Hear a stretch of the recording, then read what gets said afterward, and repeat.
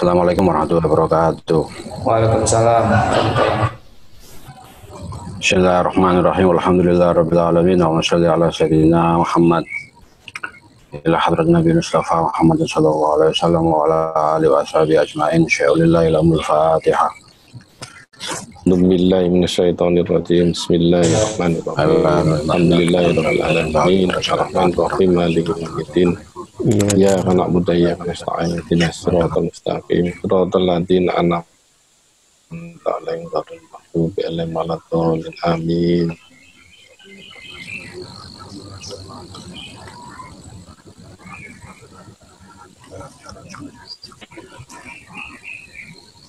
Al-Fatihah. A'udzu billahi minasyaitonir rajim. Bismillahirrahmanirrahim. Iyyaka na'budu wa iyyaka nasta'in. Waladdallin. Amin.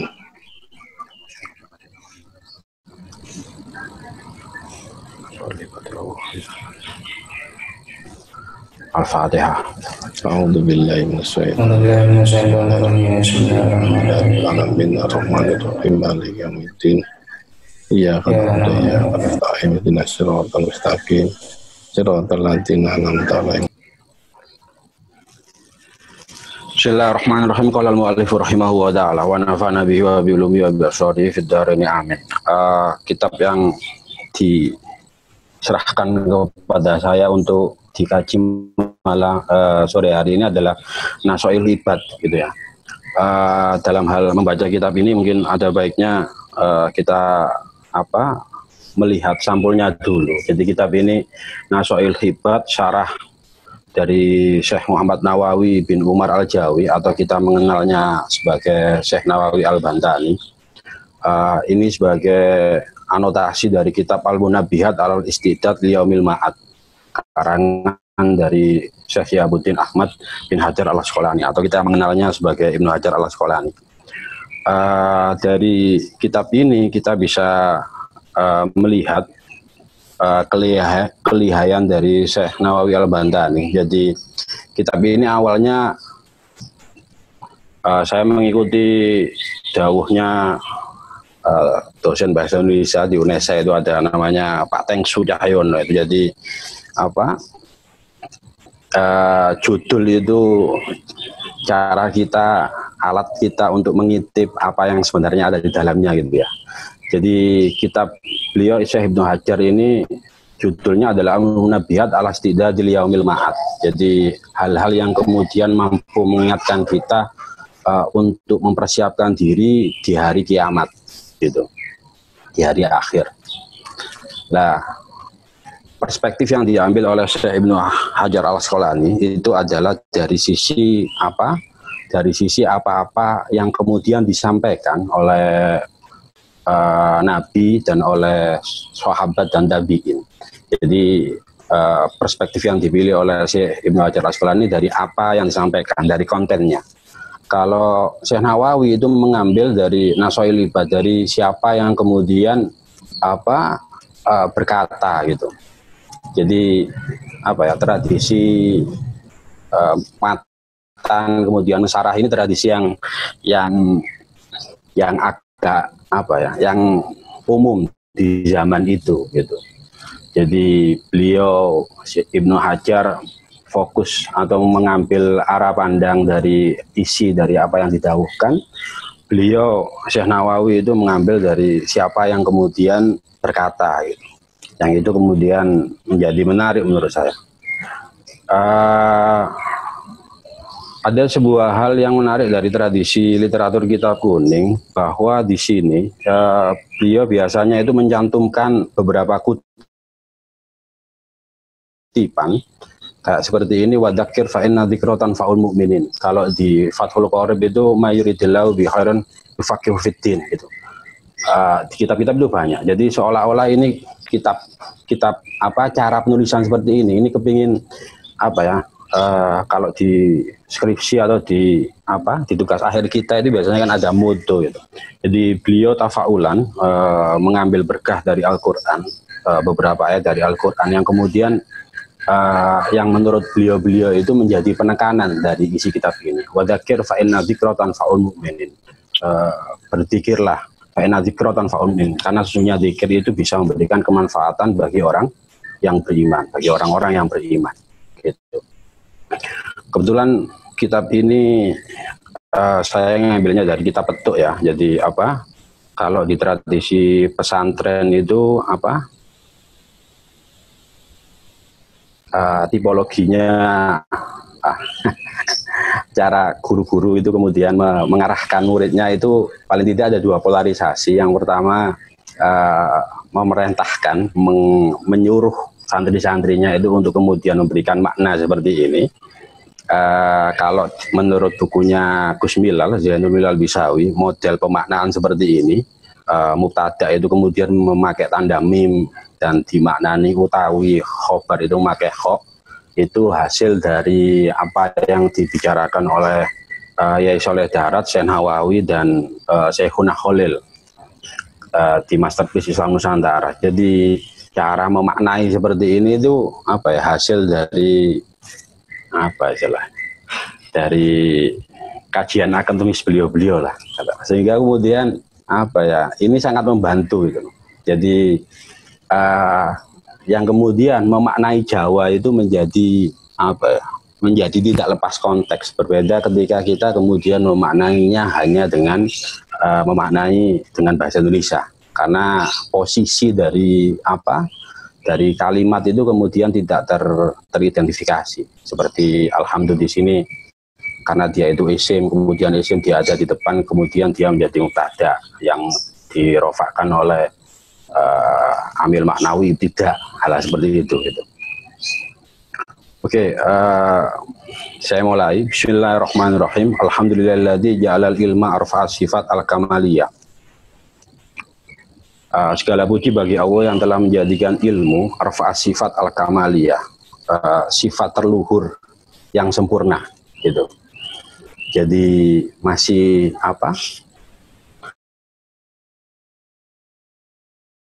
seolah-olah concern keilmuan. Sebenarnya ada lagi nanti, yaitu ubudiyah. Wa asyhadu an la ilaha illallah wahdahu la syarikalah alladzi khassa man syaa'a min ibadihi bil ma'athiril hukmiyah. Saya bersaksi bahwa sesungguhnya Allah sendiri, la syarika, tiada sekutu, alladzi khassa, yang telah menentukan man syaa'a min ibadihi, mana-mana yang kemudian beliau inginkan dari hamba-hambanya, bil ma'athir, dengan memiliki syariat. Jadi bagaimana kemudian beliau Syekh Nawawi ini mengawali bukaan kitabnya itu dengan memuji kepada Allah, kemudian memberikan titik tekan pada betapa tingginya keilmuan itu, kemudian dan dalam syahadat pun beliau tidak lupa untuk memberikan penekanan min ibadi bil ma'athir al-hukmiyah. Jadi bagaimana kemudian seorang hamba itu bisa mengekspresikan dirinya dengan baik sesuai dengan standar syariat itu. Wa asyhadu anna Muhammadan abduhu wa rasuluhu alladzi khassahu wa ta'ala bi jami'i kamalatil ubudiyah. Gitu. Maaf saya tadi terpotong ya. Jadi di pesantren itu ada dua yang memakai standar makna seperti ini, kemudian ada yang memakai standar kosongan gitu. Kebetulan saya alumni Ploso, jadi saya memakai standar kitab seperti ini yang ada maknanya gitu. Mungkin kalau teman-teman di sarang atau di mana ya, beberapa pesantren itu gurunya melarang santrinya untuk menulis gitu, untuk memaknai. Wa asyhadu anna Muhammadan abduhu wa rasuluhu alladzi khassahu wa ta'ala bi jami'i kamalatil ubudiyah. Dan saya bersaksi bahwa sesungguhnya Muhammad itu hamba dan rasul alladzi khassahu, yang telah ditentukan oleh Allah bi jami'i kamalatil ubudiyah, dengan segala kesempurnaan sifat gitu. Jadi sesempurna-sempurnanya Nabi, katakanlah gitu, itu beliau masih dalam tataran ubudiyah, dalam beberapa kitab yang lain, makom kehambaan itu makom tertinggi yang bisa dimiliki manusia sebenarnya. Ya karena sesuai dengan aslul khilqah. Kita itu kan hamba manusia yang tugasnya itu beribadah, katakanlah. Dari kemampuan kita menyelaraskan antara asal penciptaan kita dan apa yang kemudian kita rasakan dan kita persepsikan dan kita ekspresikan sebagai manusia itu, maka kemudian irisannya adalah pada kehambaan itu. Jadi kehambaan ini ya apa yang kita pikirkan, kita rasakan dan kita ekspresikan gitu. Jadi hamba ini bukan sesuatu yang kemudian terlepas dari diri kita gitu. Wassallallahu ala sayyidina Muhammad alladzi mal'awah ta'ala qalbahu sallallahu alaihi wasallam min jalalil a'la jalla wa ala. Jadi setelah Syekh Nawawi itu memberikan penekanan pada bijami kamalil ubudiyah, beliau juga menerangkan di sini. Jadi standarnya tetap memakai alhamdulillah, memakai hamdalah, kemudian syahadat. Tetapi beliau memberikan titik tekan di sini alladzi mala'a ta'ala ma'allahu ta'ala qalbahu. Di mana Allah itu telah memenuhi hati dari Nabi itu min jalalil a'la, dari keagungan yang luhur, jalla wa ala. Nabi itu menjadi sosok yang kemudian sempurna, katakanlah gitu ya.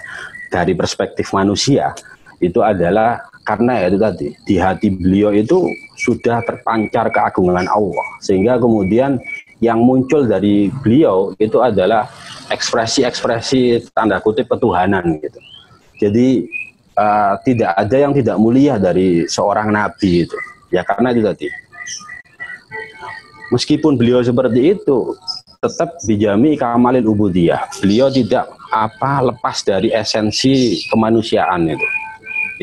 Itu yang menjadi menjadi pointer dari syahadat. Jadi kita bersaksi bahwa Nabi itu asyhadu alla ilaha illallah wa asyhadu anna muhammadar rasul. Jadi Nabi itu ya rasul gitu. Manusia masih tetap sebagai manusia. Jadi sehebat-hebatnya Nabi itu tidak kemudian menjadi sosok yang beyond humanity gitu. Jadi beliau itu pada satu titik itu masih bisa kita tiru. Kita mau atau tidak, pertanyaannya kan gitu. Wa ayyanahu sallallahu alaihi wasallam min jamalil asna. Ketika kemudian Nabi itu kolabnya itu benar-benar memancarkan jalalullah, adalah itu. Kemudian Syekh Nawawi wa ayyanahu sallallahu alaihi wasallam min jamil asna gitu. Dan Allah sudah menentukan min jamalil asna, dari keagungan yang kemudian terpancar dari Nabi itu, fasara sallallahu alaihi wasallam masruron. Nabi itu menjadi sosok yang kemudian berbahagia, kata lagi gitu. Mansuron, dan ditolong gitu. Jadi karena beliau itu telah disempurnakan bijami kamalil ubudiyah dengan sifat kehambaan yang sempurna. Kemudian qalb beliau itu sudah memancarkan jalalullah. Dari sinilah kemudian beliau menjadi sosok yang masruron mansuro. Dalam hal ini yang menarik, dalam perspektif tasawuf, qalb itu kan gini. Jadi manusia itu memiliki dua esensi gitu ya. Jadi ada basariyah, ada tubuh itu, nafas itu, kemudian ada ruh itu. Ruh itu memiliki Ruh itu memiliki potensi yang namanya qalb gitu. Dari qalb inilah yang kemudian kita bisa berhubungan dengan Allah. Kan di dalam Al-Quran dijelaskan seperti itu. Jadi Allah itu bisa berkomunikasi dengan manusia itu melalui qalbnya. Gitu. Sedangkan di sisi lain kita itu juga punya tubuh ini, basariyah ini, yang di situ ada hawanya. Kita biasanya memaknainya menjadi nafsu itu. Dari hawa ini, dari apa ya, aslul hilqah hawa ini, dari keberadaan diri yang apa memiliki hawa ini, kita memunculkan potensi-potensi syahwat, potensi-potensi yang rendah gitu. Syahwat perut, syahwat kelamin, syahwat dan seterusnya itu. Lah, karena itu kemudian manusia menjadi sosok yang kemudian apa?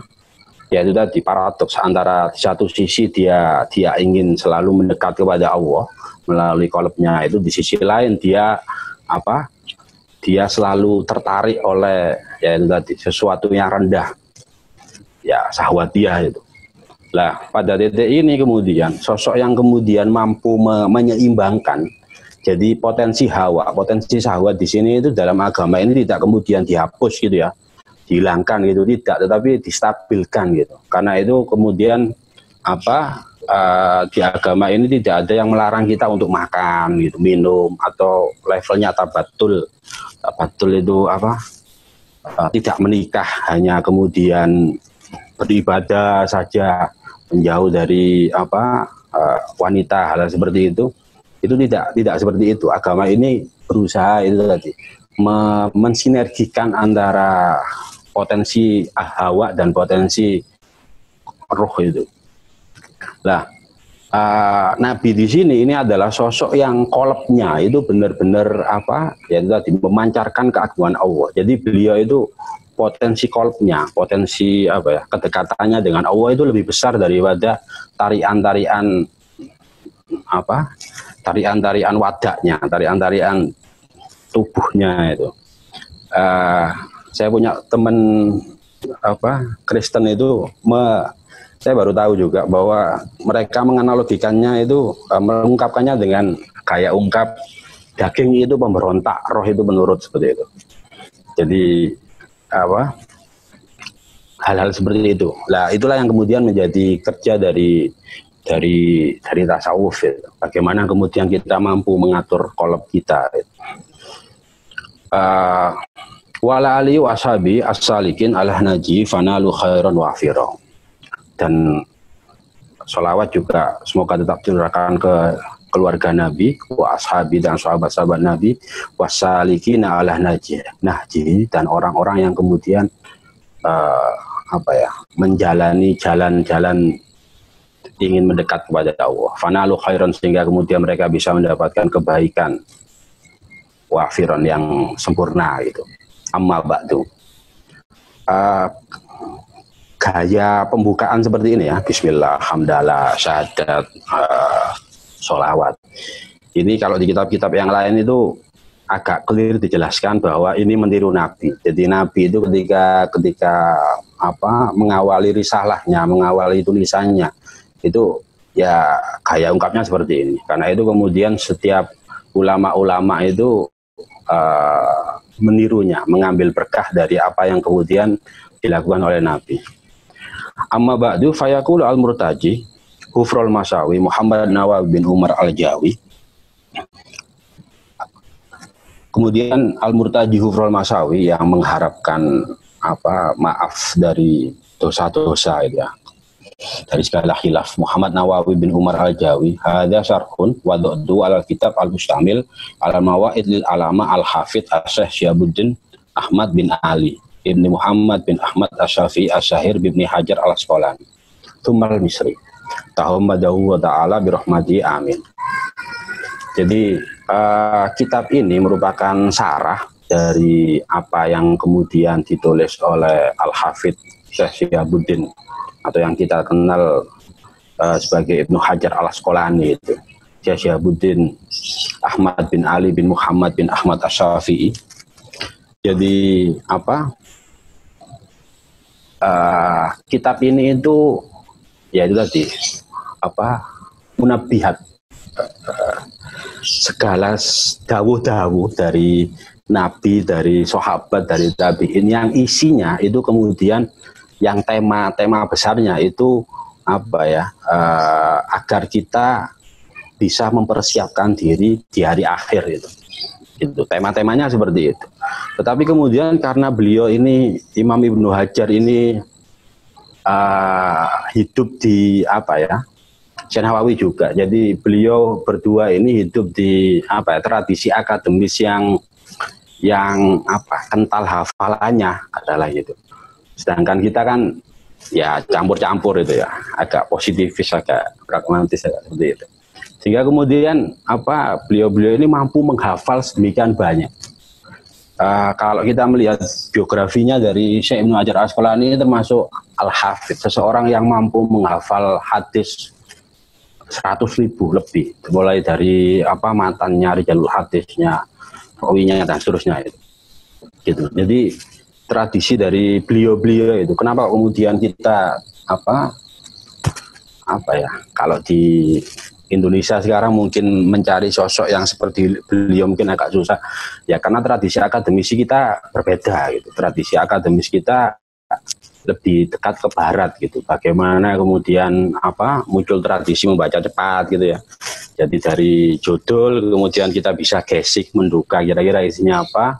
Kemudian biasanya kalau tidak boleh buka daftar isinya ya kita baca di belakang itu, oh ini kira-kira isinya seperti ini.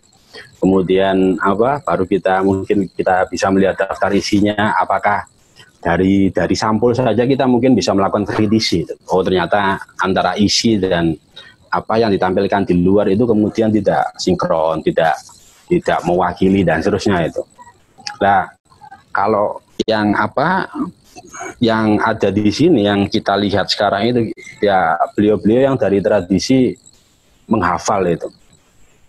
Karena itu menjadi menarik betapa Syekh Nawawi itu mampu mengimbangi seorang Syekh Ibnu Hajar Al-Asqalani gitu. Dari beberapa sarahnya nanti bisa kita lihat. Cuma ya lihat, jadi Syekh Ibnu Hajar Al-Asqalani ini kemudian karena semua tema besar dari isi dari kitab ini itu arahnya ya tadi dawuh-dawuh dari hadis dari Nabi ataupun dari tabiin ataupun dari sahabat yang isinya ya itu tadi bagaimana kemudian mempersiapkan diri kita itu menghadapi hari akhir itu. Tema besarnya itu. Tapi kemudian dari sekian banyak dawuh yang beliau hafal, beliau kemudian mampu mengkategorikan, oh ini dawuh yang kemudian hanya berisi dua pointer katakanlah gitu. Kalau tidak dikatakan tema kecil atau sub tema itu. Kemudian menjadi 3, 4 dan seterusnya itu. Jadi sampai 10 itu.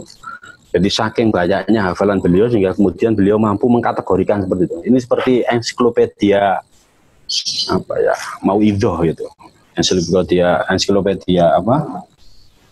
Mauidhah.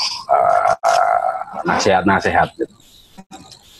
Dan kitab ini sebenarnya susah ya, saya juga agak menakutkan karena itu tadi, ini nasihat-nasihat yang kemudian menjelaskan satu saja itu kadang butuh referensi begitu banyak. Saya pertama kali mendengar kitab ini itu ketika saya masih SMP SMA itu. Waktu itu ada di radio itu ya, mungkin panjenengan itu lebih tahu ya, ada Yai Mudakir itu, Yai Mudakir Ma'ruf Al-Azhar sama Yai Mas Rihan itu. Yai Mudakir almarhum itu. Jadi kenapa kok kemudian beliau itu ketika menjelaskan kitab ini itu panjang lebar gitu ya, karena itu tadi satu dawuh saja itu kalau dibedah itu demikian panjangnya.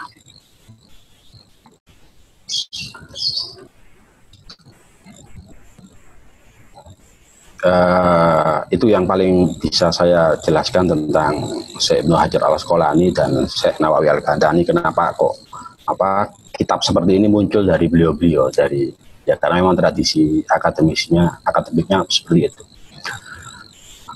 Wasama itu nasoihal ibad fi bayani al-fadhi munabihati al-sidadil yaumil ma'ad.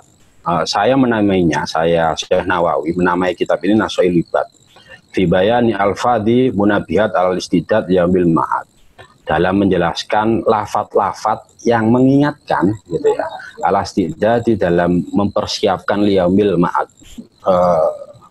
bagi kepentingan hari akhir itu. Jadi kalau kitabnya sendiri al-munabihat gitu ya, kalau kitabnya Syekh Nawawi nasoihul ibad fi bayani al-fadhi munabihat. gitu. Meskipun tradisi apa ya, menulis kemudian disyarahi, kemudian dihasiai, kemudian dimatani dan seterusnya, itu ini dikritik oleh beberapa teman-teman Barat sebagai sesuatu yang tidak produktif gitu. Karena itu apa salah satu yang menjadi masalah kenapa kok beberapa teman dosen dari kampus Islam itu kemudian agak susah untuk kemudian tulisannya itu diakui katalah gitu ya, karena dari perspektif selain tradisi-tradisi yang seperti ini itu menganggap bahwa ini tidak ada yang baru gitu kan, tidak ada yang baru. Bahkan kalaupun seandainya berusaha memberikan sarah, membuat sarah dari sebuah kitab ataupun merampingkannya menjadi sebuah matan dan seterusnya, itu ya gitu-gitu saja gitu lah. Sehingga kemudian dalam perspektif keilmuan kita mungkin dianggap sebagai sesuatu yang bukan baru gitu. Nah itu yang menarik. Ya memang cara pandang kita berbeda gitu. Karena itu teman-teman dari kampus Islam itu biasanya agak susah kemudian tulisannya ya dianggap sebagai sesuatu terobosan. Ya tradisinya beda. Atau apa yang saya sampaikan ini hanya apologi saja, walau. Wasallallahu karim ayang fa'abil muslimin. Saya memohon kepada Allah yang mulia untuk ayang fa'abil muslimin, agar kitab ini kemudian itu bisa memberikan kemanfaatan bagi orang Islam. Gitu. Ini khas ya. Jadi setelah Bismillah, alhamdulillah, sholawat, kemudian pointer kitab ini itu arahnya kemana katakanlah gitu, atau kitab ini itu menjadi anotasi dari kitabnya siapa. Kemudian beliau wasallallahu al-karim kemudian memohon kepada Allah agar kemudian kitab ini menjadi bermanfaat dalam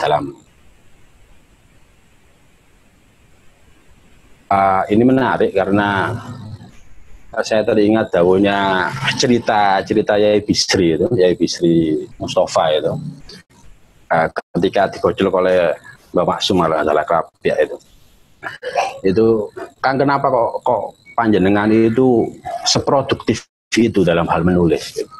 Kemudian beliau ya Bisri dengan jenakanya menjawab bahwa ya karena saya dari awal itu tidak niat ikhlas gitu. Saya tidak niat ya ikhlas. Saya niatnya jual buku gitu loh. Karena itu kemudian buku saya banyak gitu.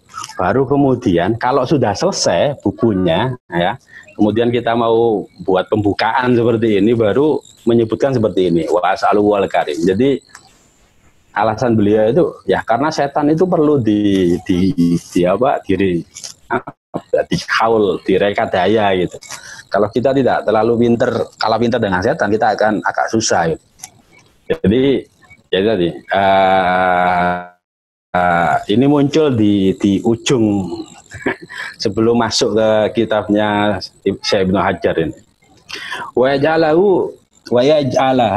yaj'alahu dakhiratan ila yaumiddin, amin. Dan semoga ini kemudian bisa menjadi investasi di hari akhir nanti bagi beliau gitu. Ini menariknya seperti ini, tradisi pengutipan penulisan seperti ini, penutupan seperti ini menjadi sesuatu yang memang oleh ulama-ulama itu ya memang ini gitu loh, ya memang ketika beliau menulis, beliau setelah selesai memang beliau seperti ceritanya Bisri, beliau memohon betulan kepada Allah untuk kemudian ini memberikan manfaat dan bisa memberikan menjadi sebuah amal yang kemudian mungkin bisa menyelamatkan saya katakanlah gitu. Jadi ini sesuatu yang kemudian muncul dari hati, mudahnya mungkin seperti itu. Kalau kebanyakan kita kan enggak, ya saya paling tidak ya. Kalau menulis sesuatu itu kan ya liajli job-joban atau Saya pernah ngobrol sama Pak Li saya itu yang juga kiai itu. Ustaz sekarang itu saya ceritakan waktu saya mondok dulu, saya alfiyah itu 1000 hafal. Karena kemudian ketika di rumah itu tidak ada yang diajar, tidak saja yang sampai level alfiah, sehingga kemudian ya mentok durumiyah sama alfiah saya hilang kata-kata itu. Banyak kemudian ilmu-ilmu dari teman-teman yang alumni pesantren itu ya menghilang gitu. Karena itu Yai Zainuddin itu dawuh, Yai Zainuddin Jazuli itu dawuh, kalian kalau sudah ada di rumah itu kalian harus tetap ngaji, meskipun itu kitab tipis. Karena itu tadi, kalau tidak dikaji lagi, tidak dibuka lagi, itu pasti hilang, gitu, pasti hilang. Nah, ya karena itu tadi, kalau seandainya kemudian ulama-ulama kemudian tidak menutup dengan seperti ini, itu ya bisa-bisa kita lost gitu loh, kita lost. Atau kita menulis ini dalam pembukaan buku kita, tetapi kemudian kita tidak dari hati itu. Itu yang kemudian menjadi bermasalah. Kenapa kok muncul inna sholata tanha 'anil fahsya'i wal munkar, hal seperti itu, tapi banyak orang yang sholat bahkan haji tapi masih bermasalah hal seperti itu. Ya karena ada ketidaksinkronan gitu. Oke, saya baca agak cepat ya. Bismillahirrahmanirrahim. Wa tusannu inda ibtida'i kulli umurin ghairi muhkiratin.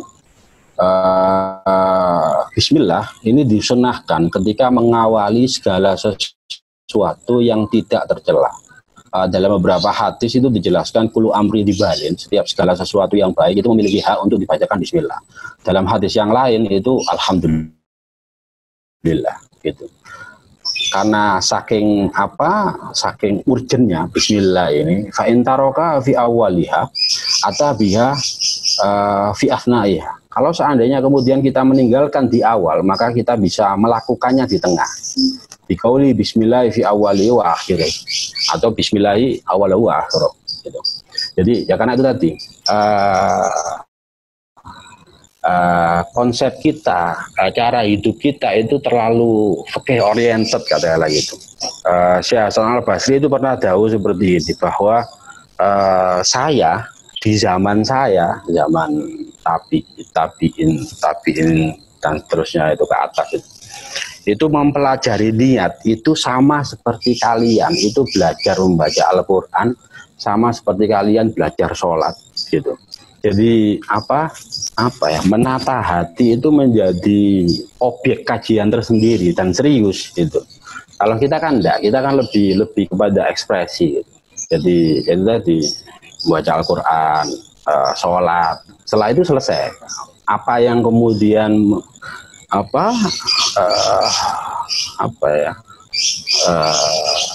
yang ada di batin kita itu tidak ada yang kemudian mewadahinya seperti itu. Karena itu fondasi dari agama ini kan 3 itu paling tidak kan. 1 iman, Islam, kemudian ihsan itu. Kalau iman kita mungkin bisa mempelajarinya, ada ilmunya, namanya ilmu kalam itu, ilmu tauhid itu. Kemudian yang berhubungan dengan iman kepada Allah, iman kepada malaikat dan seterusnya itu. Kemudian Islam yang turunannya adalah ilmu fikih itu, ketika kita ingin mempelajari ilmu fikih.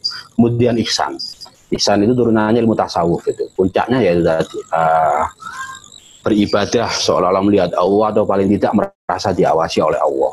Nah, dalam usaha untuk membangun ini, karena itu menjadi penting bagi kita untuk mengawali segala sesuatu yang baik itu dengan Bismillahirrahmanirrahim. Jadi paling tidak kita ada momen dalam aktivitas kita itu ada Allahnya itu. Kalau enggak gitu, wah susah. Banyak loss, banyak distraksi yang buat kita susah untuk ingat kepada Allah itu. Alhamdulillah fi kulli hinin ay zamanin qalla au kathura. Segala puji bagi Allah fi kulli hinin, dalam setiap zaman, baik itu qalla au kathura, wa auqatin dan waktu, wa ya azminatun mahdudah. Jadi ada hinin, ada auqat gitu. Jadi wa huwa min atfi khasin min ala amin. Jadi ini gaya ungkap yang khas ya. Jadi bagaimana kemudian ulama itu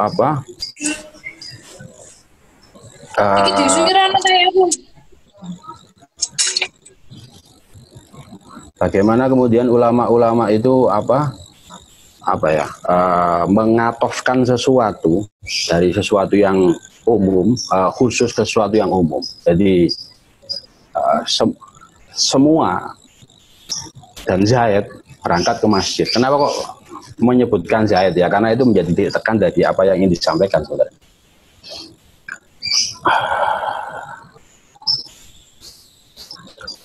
Wassalatu ail atfu min Allah wa min khairi ala rasuli ila kafatil khalqi asrafil khalqi wa huwa kullu ma aujadahu wa ta'ala ala tadiri aujabatul hikmah wal bariyah.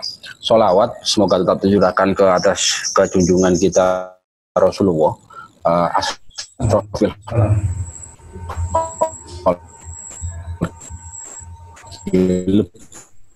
lebih mulia-mulianya makhluk gitu ya. Wa huwa kullu ma aujadahu ta'ala la taqdirin khalqin ala taqdir. Kalau di Al-Qur'an itu afasid mana makhluknakum abadan. Apakah kalian berpikir bahwa aku menciptakan kalian itu abadan hanya daripada nganggur gitu. Kata Allah wa malikul haq, mahalur Allah dari hal seperti itu ya. Asrafil khalqi wal bariyat ail makhluqat mutlaqan awil latifil ardi. Jadi asrafil khalqi wal bariyat. Dalam hal lafaz al khalqi ini menariknya kitab-kitab kuning ya seperti ini. Jadi dia kemudian membedah satu-satu. Kalau khalqi kullu ma aujadahu wa ta'ala ila akhirih itu, kalau bariyat itu ail makhluqat mutlaqan. Jadi semua makhluk itu bariyat. Jadi pada titik ini sama dengan al khalqi. Awilati fil ardi atau hanya makhluk yang ada di bumi. Fahiyya dari sini min atfil muradif, dari mengatofkan, menyambungkan lafaz bariyat gitu ya, yang sama maknanya dengan al khalqi, atau min atfil khas al am, atau mengatofkan sesuatu yang khusus pada sesuatu yang umum.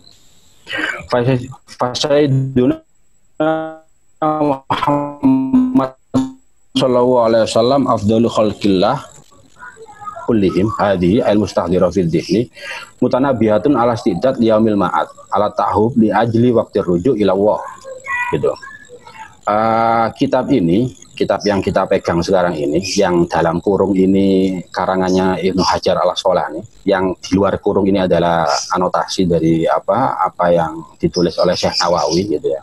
Hadhihi, jadi kitab ini itu muntabihatun alal istidad liyaumil ma'ad. Jadi sesuatu yang kemudian mengingatkan kita untuk bersiap bagi hari akhir. Alat ta'ahub li ahli waktu rujuk, li ajli waktu rujuk. Jadi mempersiapkan diri untuk kemudian kita kembali kepada Allah. Fa inna minha, lah dalam kitab ini ail munabihat ma yakunu masna ay zaujaini wa minha ma yakunu thalathiyan ila tamamil asyraf. Kitab ini itu terdiri dari masna, nasihat-nasihat yang isinya dua gitu ya. Yang pointernya itu